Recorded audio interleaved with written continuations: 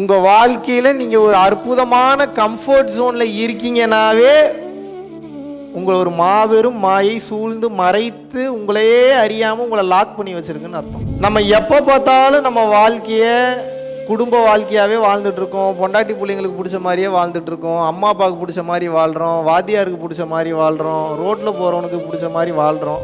எல்லாமே தெரியுது. இன்றைக்கி எதை சொன்னால் தான் உங்களுக்கு தெரியாமல் இருக்குது. இதை சொன்னால் அது தெரியும்பீங்க, அதை சொன்னால் அதுவும் தெரியும்பீங்க, இதை சொன்னால் எல்லாமே தெரியுங்க எனக்கும்பீங்க. எங்கே ரிசல்ட் எங்கே? சரி எல்லாம் தெரியுது, ஏன் இன்னும் ரிசல்ட் வரல?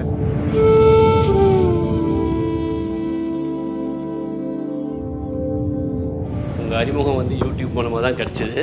புதுசாக ஒருத்தவங்க ஆன்மீகத்தில் அனுபவமே இல்லாதவங்க கூட பார்த்தா டக்குன்னு புரிஞ்சுக்கிட்டு ஒரு கண்டினியூ பண்ணணும், சப்ஸ்கிரைப் பண்ணி அடுத்த வீடியோ பார்ப்போம்னா ஒன்றுக்கு ஒன்று கனெக்ஷன் இல்லாமல் தனித்தனியாக போயிட்டே இருக்காது. எண்டே இல்லை உங்கள் வீடியோ.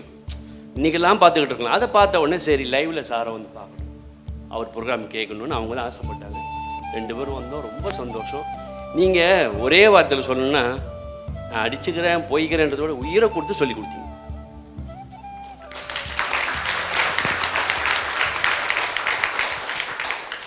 மெயினாக இந்த வாழ்க்கையை மனிதன் வாழ்வது எதற்காக அப்படின்றத நீங்கள் தெரிஞ்சுக்கணும். நம்ம எப்போ பார்த்தாலும் நம்ம வாழ்க்கையை குடும்ப வாழ்க்கையாகவே வாழ்ந்துட்டுருக்கோம். பொண்டாட்டி பிள்ளைங்களுக்கு பிடிச்ச மாதிரியே வாழ்ந்துட்டுருக்கோம். அம்மா அப்பாவுக்கு பிடிச்ச மாதிரி வாழ்கிறோம். வாத்தியாருக்கு பிடிச்ச மாதிரி வாழ்கிறோம். ரோட்டில் போகிறவனுக்கு பிடிச்ச மாதிரி வாழ்கிறோம். இதுதான் நடந்துகிட்டு இருக்கு. ஆமாவா இல்லையா?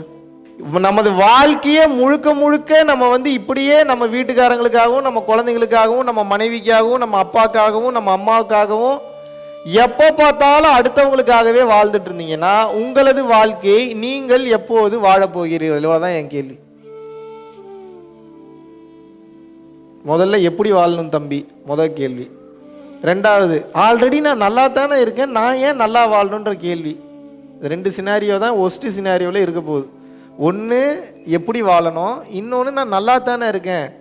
எப்படி வாழணும்னு தெரிஞ்சுக்கிட்டோம் அப்படின்ற விருப்பத்தில் இருந்தாலும் நீங்கள் அடைய வேண்டிய தூரம்ன்றது நிறைய இருக்குது. நான் ஏன் போகணும், நான் ஆல்ரெடி நல்ல நிலையில் தானே இருக்கேன்னு சொன்னீங்கனாலும் நீங்கள் சென்று அடைய வேண்டிய தூரம் என்பது வெகு தொலைவில் உள்ளது. புரியுதா நான் சொல்கிறது? காரணம் என்னவென்றால் உங்கள் வாழ்க்கையில் நீங்கள் ஒரு அற்புதமான கம்ஃபர்ட் ஜோனில் இருக்கீங்கன்னாவே உங்களை ஒரு மாபெரும் மாயை சூழ்ந்து மறைத்து உங்களையே அறியாமல் உங்களை லாக் பண்ணி வச்சிருக்குன்னு அர்த்தம். ஒருத்தனை கெடுக்கணும்னா என்ன தெரியுமா பண்ணலாம்? அவன் நாசமாக போகணுன்னு நீங்கள் திட்ட வேணாம், அவன் வீணாக போகணுன்னு தவம் பண்ண வேணாம், எதுவுமே பண்ண வேணாம். அவனுக்கு 3 வேளை சாப்பாடு போட்டு ஒரு ஐஃபோன் ஒன்று கையில் எடுத்து கொடுத்து 24 மணி நேரம் ஹை ஸ்பீடு இன்டர்நெட் கனெக்ஷனை கொடுத்து வேணுங்கிற ஸ்நாக்ஸ் எல்லாம் கொடுத்து நல்ல பெட்டையும் கொடுத்துட்டு விட்டுருங்க. அவனே நாசமாக போயிடும் ஒரு கட்டத்துக்கு மேலே. நீங்கள் எதுவுமே பண்ண வேணாம் அவனை. ஏனென்றால் அவனால் அடுத்த கட்டம் யோசிக்க முடியாது. அவன் அந்த கம்ஃபர்ட் ஜோன்லேயே இருந்து பழகி அவனது மைண்ட் வந்து அதுக்கு பழக்கமாயிடும். எப்போ அவனோட மைண்ட் அந்த கம்ஃபர்ட் ஜோனுக்கு பழக்கமாகி விடுகிறதோ வெளியே அவன் வந்தாலும் நீங்கள் என்ன சொன்னாலும் கேட்க மாட்டான். ஏனென்றால் 1 வருஷம் 2 வருஷம் அவனை ஒரே ரூமில் அப்படி நீங்கள் பழக்கப்படுத்திருக்கீங்கன்னா 1 வருஷம் அவன் மைண்டு லேர்ன் பண்ணியிருக்கு. தூங்குனா எப்படி போதையிலேயே போய் கையில் ஏதாவது எடுக்கிறது, எப்படி வந்து பார்த்தீங்கன்னா நல்லா சாப்பிட்டுக்கிட்டே படுத்துக்கிட்டே எப்படி சாப்பிட்றது, டிவி பார்த்துக்கிட்டே எப்படி ரிமோட் அமுத்துறது, எப்போ பார்த்தாலும் மொபைல்லேயே எப்படி 24 மணி நேரம் இன்டர்நெட் கனெக்ஷனோடு இருக்கிறதுன்னு சொல்லி அவனது மனம் மொத்தமும் அதற்கு பழகி விடுகிறது என்பதால் அவனே நினைத்தாலும் அவனால் உடனே வெளியே வர முடியாது. இதுக்கு பேர் தான் அடிக்ஷன்றாங்க. எத்தனை பேருக்கு புரியுது? இந்த அடிக்ஷன்றது முதல்ல என்னன்னு தெரிஞ்சுக்கோங்க. நீங்கள் என்ன நினைக்கிறீங்க, குடிபோதைக்கு அடிமையாகிறது தான் அடிக்ஷன். ஒரு பெண்ணை வந்து புணர்றதுக்கு அதில் போய் அடிமையாகிறது அடிக்ஷன் நினைக்கிறீங்க. அதெல்லாம் இல்லை அடிக்ஷன். அதுவும் அடிக்ஷன் தான். பட் அடிக்ஷன்னா என்னன்னா எந்த ஒரு செயலையும் உங்களது அனுமதி இல்லாமல் உங்களது கவனம் இல்லாமல் உங்கள் மனம் தூண்டி அந்த செயலை செய்ய வைத்து விட்டது என்றால் அதற்கு பேர் அடிக்ஷன். அவ்வளோதான். கிளியராக இருக்கா நான் சொல்கிறது? புரியுதா? பிறக்கும்போது 0ல் இருந்தீங்க, மைண்டு 0 ஸ்டேட்டில் இருந்து. அதனால தான் எதை பார்த்தாலும் சிரிச்சிங்க. ஒரு குழந்தை மாதிரி பட்டாம்பூச்சியை பார்த்தா சிரிப்பீங்க, லைட்டை பார்த்தா சிரிப்பீங்க, காரை பார்த்தா சிரிப்பீங்க. இன்றைக்கி அந்த மாதிரி சிரிச்சா ஏதோ மென்டலாக இருப்பாங்க போல் அப்படின்னு சொல்கிறாங்க. ஆனால் உங்களுக்கு பிரச்சனை, உங்களுக்கு ஒரு விஷயம் புரிய மாட்டேங்குது. கள்ளம் கபடமற்ற குழந்தைத்தன்மையே உச்சகட்ட ஞானம். தெரியுமா உங்களுக்கு?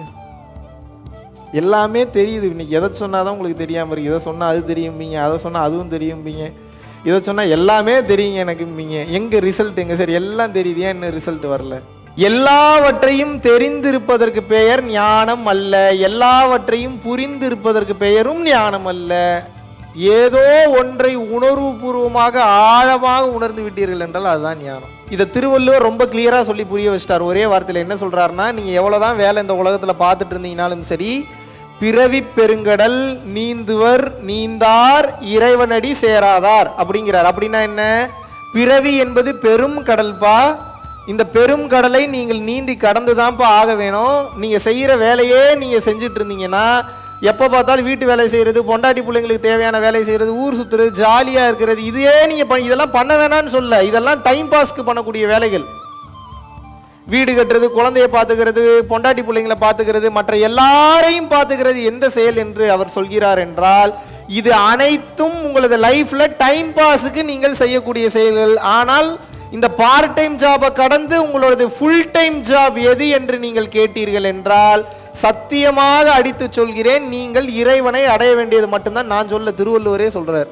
நமக்கு கைகால் இருப்பது, தலை இருக்கிறது, உடம்புல ரத்தம் ஓடுறது, எலும்பு இருக்கிறது, நரம்பு இருக்கிறது, அனைத்திற்கும் மூல காரணம் என்னவென்றால், இந்த உடம்பில் உயிர் இருக்கும் போதே நீங்கள் இறைவனை கண்டுவிட வேண்டும்.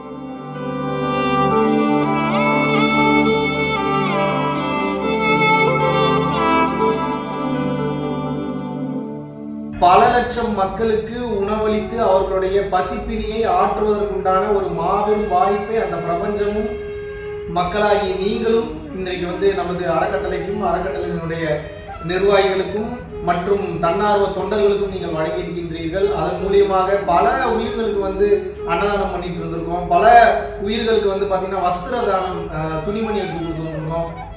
பல உயிர்களுக்கு கல்வித்தொகை கட்ட முடியாத பல நபர்களுக்கு பாத்தீங்கன்னா கல்வித்தொகை கட்டி வச்சிருக்கோம். அது போக ஸ்போர்ட்ஸ் கோட்டால நல்ல லெவல்ல ரீச் ஆனவங்களுக்கு ஸ்போர்ட்ஸ் கோட்டால நல்ல லெவல்ல வரணும்னு சொல்லி அவங்களுக்கு ஸ்பான்சர்ஷிப் பண்ணி அடுத்தடுத்த கட்டத்துக்கு அனுப்பிச்சு வச்சிருந்திருக்கோம். ஃபுட்பால்ல நேஷனல் லெவல்ல பரம்பொருள் ஃபவுண்டேஷனுக்கு நன்கொடையாக நீங்கள் அனுப்பும் போது உங்களால் எவ்வளவு முடியுமோ இவ்வளவுதான் பண்ணணும் அப்படின்ற நிர்பந்தம் கிடையாது. உங்களால் எவ்வளவு முடியுமோ அவ்வளவு நீங்க அனுப்பும் போது இன்னும் பல உயிர்கள் வாழ்வில் மிக சிறந்த நிலை அடையும். அந்த புண்ணியம் நிச்சயமாக உங்களுக்கு சேரும். சோ உங்களது வாழ்வில் பல பிரச்சனைகளை மாற்றி அமைக்க பல டோர்ஸ் ஓபன் ஆக உங்ககிட்ட இருக்கிறத அதிகமாக வெளியே கொடுங்கள். உங்களால் முடிந்தவர்களுக்கு உங்கள் கைகளாலேயே கொடுங்கள். ஞானமும் இந்த தானமும் இரண்டு கண்களாக பரம்பொருள் அறக்கட்டளைக்கு எப்போதும் செயல்பாடாக இருக்கும். அதற்கு உங்களால் முடிந்த பண உதவியையோ அல்லது பொருள் உதவியோ நீங்க செய்யணும்னு விருப்பப்படுறவங்க ரெகுலர் பேசிஸ்ல பண்ணும்போது இந்த ஃபவுண்டேஷனை அடுத்த கட்டம் மக்களுக்கு உதவுவதற்காக நாம் நடத்தி கொண்டு செல்லலாம். நன்றி, வணக்கம்.